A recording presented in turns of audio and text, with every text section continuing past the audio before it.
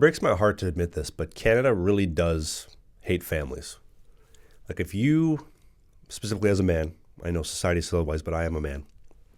As a man, if you want to find a good quality woman and you want to have kids that are disciplined, well-mannered, and good human beings that are going to go and accomplish things out in the world, or a feminine daughter, you'll be frowned upon and looked at as being oppressive and being a terrible parent. But if you want your kids to become part of the alphabet soup crowd, be trans or any of that type of nonsense, they will celebrate you and champion you. And again, if you want to have kids, they will make it as impossible as it can possibly be to have them. They will tax you into poverty so you don't have the money and the financial liquidity to support and sustain having kids. You look at in Hungary and Poland, they both had incentives where you get tax breaks for having kids.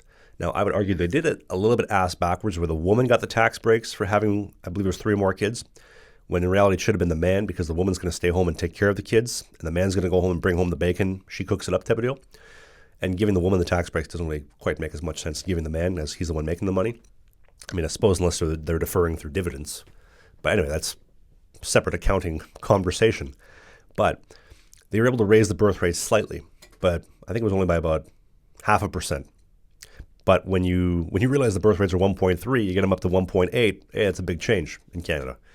The birth rates, anything below 2.2 is not sustainable long term, and we have not been at 2.2 or above since the 1970s, which, funny enough, in 1960, when no-fault divorce, hormonal birth control, and abortions came in throughout the 60s through the Civil Rights Movement Act and into the 1970s, from 1960 to 1970, the birth rates plummeted from 3.8 kids per woman to 2.1.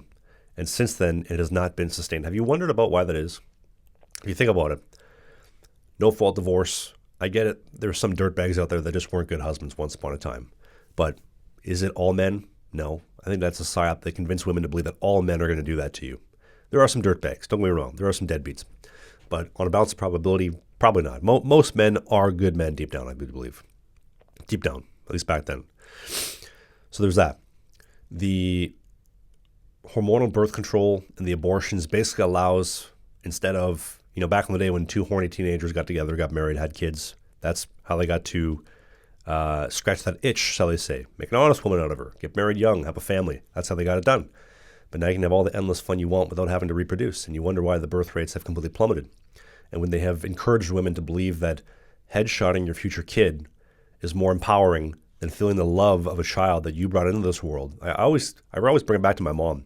The joy that my mom gets from talking to me on FaceTime, seeing me in person, having coffee with me, the joy that I get from seeing the joy in her eye it's magical. And most women will never get to experience that because we have convinced them that that is empowering, which I find absolutely insane.